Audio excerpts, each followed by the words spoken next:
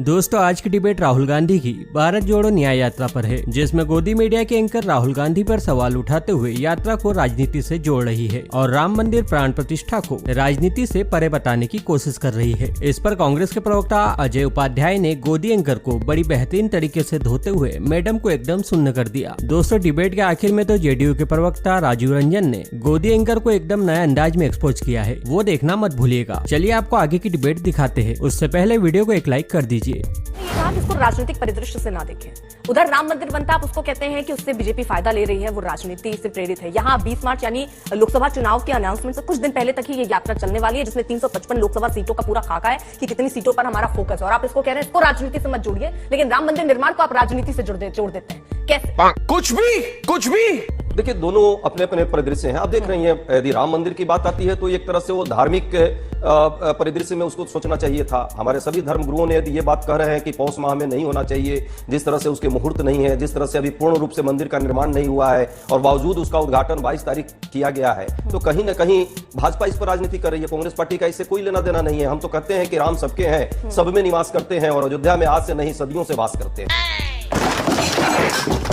हमें लगता है कि राम के नाम पे जो सियासत करते हैं उनको ये सोचना चाहिए कि भगवान राम सियासत के लिए नहीं, भगवान राम सृष्टि के कहीं ना कहीं उत्थान के लिए। मैं ये समझना चाहती हूँ आपकी यात्रा जो और यात्रा राजनीतिक यात्राएं तो राजनीतिक होती है, उद्देश्य होता है उसका। आप कह रहे हैं इस यात्रा को राजनीतिक परिदृश्य से मत देखिए, लेकिन राम मंदिर को आप राजनीतिक परिदृश्य से देख रहे हैं। ये कैसे कर रहे हैं, मुझे ये जरा बहुत क्लियर, मैंने क्लियर किया कि भाजपा जो है उसको सियासत कर रही है। भाजपा ने कहा कि मुझे राम मंदिर के नाम पर वोट दो। सबने देखा जिस तरह से आरएसएस भाजपा के लोग धार्मिक गुरु तक कह रहे हैं कि ये जो जिस तरह से उस पर ये कहानी बनाई जा रही है, इवेंट मैनेजमेंट किया जा रहा है, और जिस तरह समय के अनुकूल जब अभी पूर्ण मंदिर का निर्माण नहीं है बावजूद यदि उसको आप उस पर प्राण प्रतिष्ठा कर रहे हैं, धर्मगुरु मैं नहीं कर रहा हूं, ये तो चारों शंकराचार्य जी ने इस पर अपने टिप्पणी पर पूरा लगेगा। आज देखिएगा विश्लेषण आपके स्ट्रेटजी मुझे जल्दी से बता दीजिए क्या है स्ट्रेटजी। इसमें एक बात है, जिस तरह से मणिपुर से हमने क्यों शुरू किया यात्रा, रणनीति आप समझ सकती है। मणिपुर में जिस तरह मणिपुर में महिलाओं के साथ जो अन्याय हुआ, 8 महीने से वहां अभी भी हिंसाएं चल रही है। प्रधानमंत्री जी पूरा देश विदेश घूम गए, समुद्र के ऊपर और समुद्र के नीचे तक चले गए, लेकिन मणिपुर नहीं आते। प्यारी समझ गई। प्रधानमंत्री जी का यह दायित्व तो बनता है कि मणिपुर का मां बोले, बेरोजगारी महंगाई से लोग त्रस्त है, महंगाई का मां बोले, कम से कम उस पर मुद्दों पर बात हो। और देश में आपको शासन क्यों दिया जाता है? इसलिए नहीं ना कि सिर्फ मीडिया में आकर के इवेंट मैनेजमेंट करके और मुद्दों को भटका दे। जन मुद्दों पर बात होनी चाहिए। ये न्याय यात्रा ही जनता के मुद्दों के लिए, जनता को न्याय दिलाने। उपाध्याय जी, एक सवाल से बार बार पूछता है कि आपने, चलिए एक एग्जाम में मान लीजिए आपका सिलेबस कुछ है, आपने उस हिसाब से तैयार कर लिया, महंगाई, बेरोजगारी, ये सारे मुद्दे आपने हर चुनाव में उठा रहे हैं, जीत तो नहीं मिल रही ना, तो आपको नहीं लगता कि अब नई रणनीति पर काम करना चाहिए? अगर आपको ऐसा लग रहा है कि जनता इससे त्रस्त है तो जनता आपका साथ भी देती, लेकिन अगर जनता साथ नहीं दे रही तो जरूरत नहीं है क्या कि मुद्दे बदले? बहुत अच्छा प्रश्न किया है।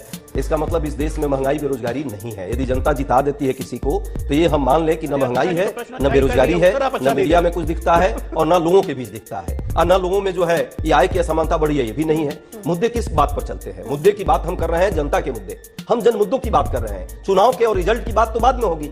रिजल्ट क्या, मान लीजिए कि मोदी जी को 400-300 सीट जो दे दिया, 303 सीट, तो इसका मतलब मोदी जी इस देश की जनता को छोड़ करके जो मन करेगा अदानी की ही बात करेंगे, जनता की बात नहीं करेंगे। जो राजनीतिक दल है, मेरा यही सवाल है कि जेडीयू का साथ कितना होगा कांग्रेस पार्टी के इस नया यात्रा के साथ? आप देंगे साथ? मैं आपका भी सुन रहा था और मैं अजय आलोक जी को भी सुन रहा था। देखिए, सबसे पहले ये शब्दावली विकृत होती जा रही है टेलीविजन चैनल्स पर। ऐसा लगता है कि भाजपा के प्रवक्ताओं को और टीवी एंकर्स को ये अधिकार है कि विपक्ष पर जिस तरीके का मानसिक दबाव बनाए जाने की कोशिश होती है, मुझे वो दुर्भाग्यपूर्ण लगता है। अगर ये समान रूप से स्टूडियो में आप भारतीय जनता पार्टी से उतने ही कठोर सवाल पूछ पाइए कि क्या प्रधानमंत्री जी मंदिर का उद्घाटन भी करेंगे, सड़क परियोजनाओं का भी उद्घाटन करेंगे, तो उन विभागों के, उन मंत्रालयों के मंत्रियों की भूमिका क्या होगी? हिंदू धर्म में शंकराचार्यों की भूमिका क्या होगी?